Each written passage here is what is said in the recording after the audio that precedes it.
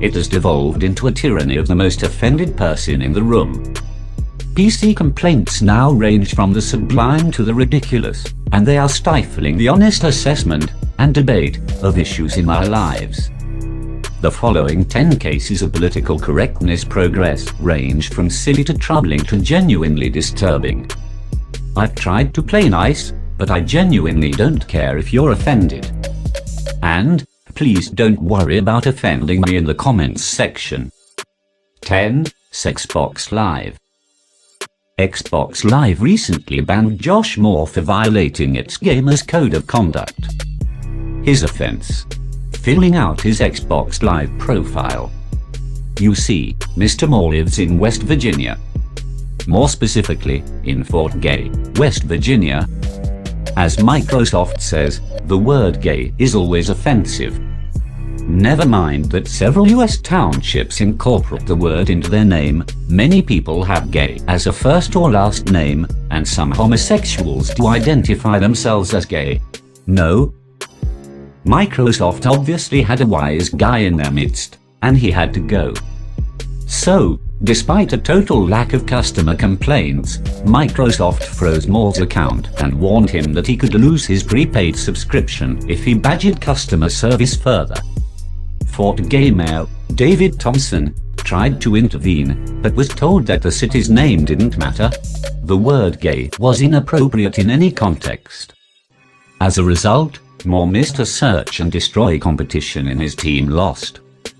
Microsoft has since carefully reviewed the matter and reinstated Moore with full Xbox Live privileges. 9. Ho ho ho. In 2007, Santa Clauses in Sydney, Australia, were forced to revolt for the right to say ho ho ho, the traditional laugh at jolly old Saint Nick. It turns out that their employer, the recruitment firm Westaff, that supplies hundreds of Santas across Australia, told all trainees that ho ho ho could frighten children and be derogatory to women. Why? Because it was too close to the American, not Australian, mind you, slang for prostitute. Instead, the Santas were instructed to lower their voices and say ha ha ha. Westaff relented only after the story broke nationally, deciding to leave the belly laughs up to the discretion of Santa himself. 8. Master and Slave.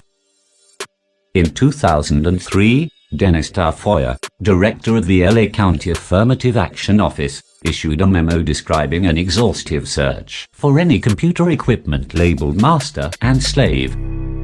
He also stated that all offending labels should be replaced with more appropriate terminology.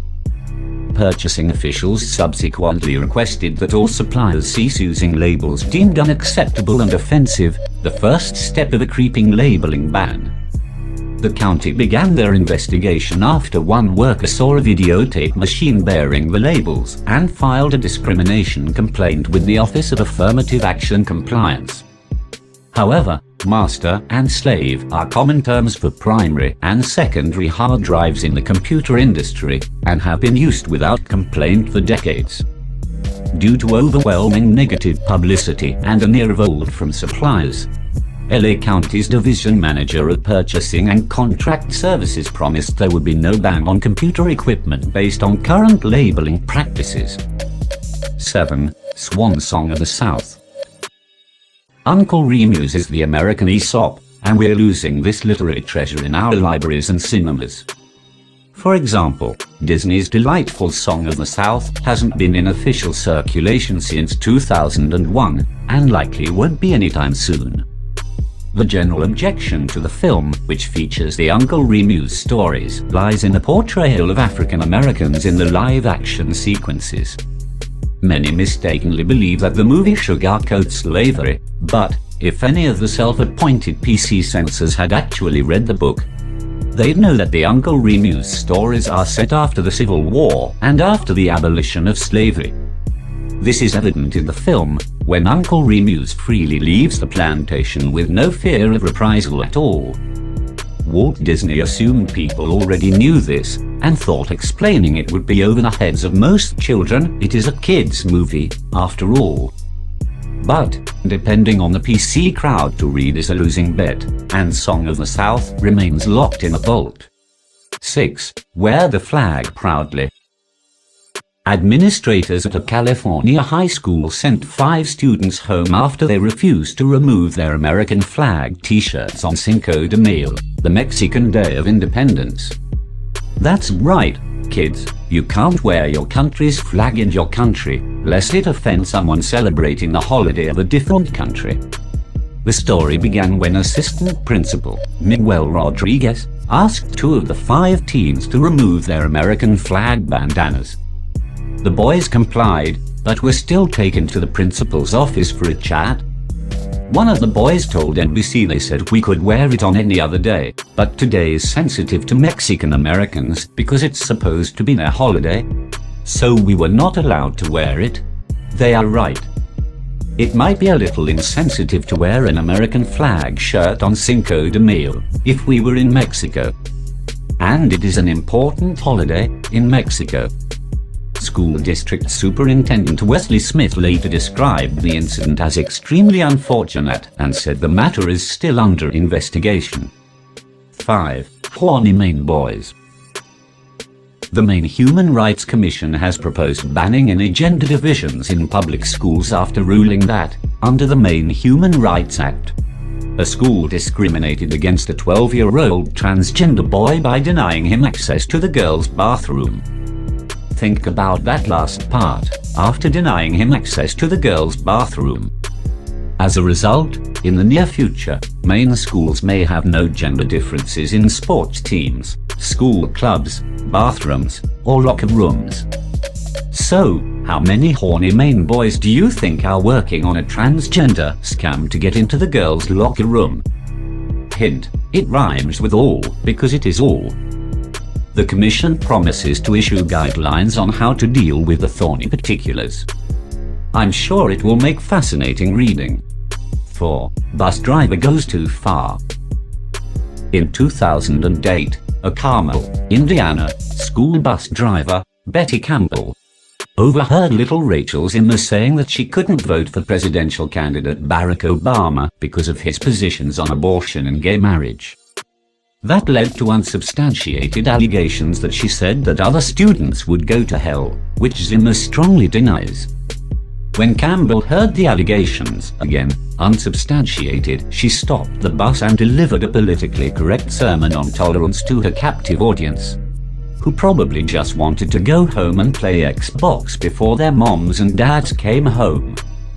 The security camera caught it all on tape, including Campbell's conversations with another student. She probed this student for racist allegations, threatening to eat Zimmer alive and calling her a stupid little bigot. It gets worse. After dropping Zimmer at home, Campbell completed her route and then returned to the Zimmer home, ordering Zimmer and her sister back into the empty school bus without parental knowledge or consent for more browbeating. She again lectured Zimmer about her opinions on gay marriage and reduced the girl to tears. After seeing the tape, Zimmer's parents went ballistic, saying, "That's not someone looking out for someone. That's someone out to get somebody." Carmel Play schools refused to fire or even discipline Campbell, stating that she was working within the scope of her employment. The family has since filed a civil lawsuit. 3. Duke Lacrosse hoax. In 2006, the Duke Lacrosse team held a party and hired 2 strippers for the event.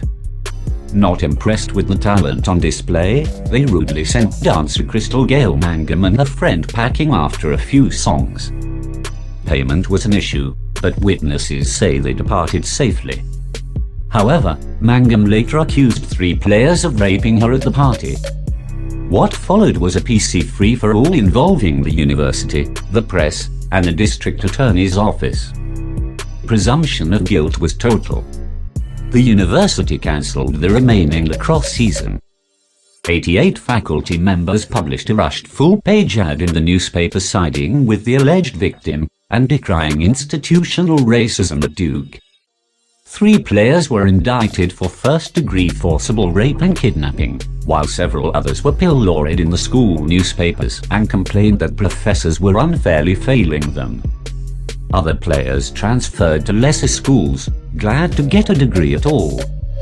District Attorney Mike Nifong wanted in on a rich college boy takedown, so he ignored the DNA tests that failed to connect anyone on the team with Mangum, and used the suspect's only photo list for her to ID her assailants. Eventually, scores of inconsistencies in Magnum's testimony came flooding through, including prior false accusations of rape, no corroboration from her friend at the party, and an ever-changing events timeline. One newspaper determined Mangum was telling at least 5 different stories at any given time. Worst of all, one player was videotaped by an ATM camera miles away at the exact time he was supposed to be raping Mangum. The tide had turned. North Carolina law and Duke were looking decidedly foolish. So on April the 11th, 2007, the Attorney General dropped all charges and declared the 3 players innocent victims of a tragic rush to accuse. District Attorney Mike Nifong was later disbarred. The ex-players are seeking unspecified damages from the city of Durham, and Duke has already completed several legal settlements. The NCAA even reinstated the players' athletic eligibility, although most had already graduated. The group of 88 professors has yet to publish an apology or retraction of their original ad. Miss Mangum was later arrested in 2010, in a separate case, and has been indicted for attempted first-degree murder, 5 counts of arson, assault and battery, communicating threats, 3 counts of misdemeanor child abuse, injury to personal property, identity theft and resisting a public officer. 2. We have Meet the Enemy. Political correctness can have deadly consequences, even for an army at war. In November 2009, U.S. Army psychologist Nidal Malikasang killed 13 people, 1 pregnant, by opening fire on a U.S. Army base, all while shouting "God is great" in Arabic, a misappropriation of Muslim prayers, but used in the 9/11 attacks. How could anything like this happen on a military base?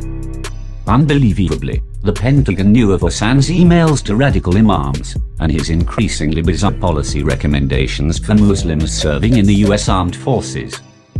Many co-workers and colleagues referred to him as a ticking time bomb. Red flags appeared everywhere showing that Hassan was seriously conflicted about being a Muslim in the U.S. military. But the Army's middle management ignored these signals because they were afraid to be accused of profiling somebody. That PC fear may have cost 13 people their lives. 1. Don't eat this. The fear of genetically modified GM crops, whipped up by environmentalists' hysteria in Europe and America, has prompted many African countries to ban all as food aid because it may contain GM corn. This occurs even as desperate Zambians and Angolans break into government silos to steal donated GM food that is being denied them. There are no restrictions on these foods in industrialized nations, yet people too poor to buy their next meal are denied the same foods even when it's free. They could realistically starve without it, yet Greenpeace prides itself on stopping shipments of GM food to starving people. The policy borders on genocide. Penn Jillette, always good for a quote, sums it up nicely: unless you and yours are starving, you need to shut the fuck up.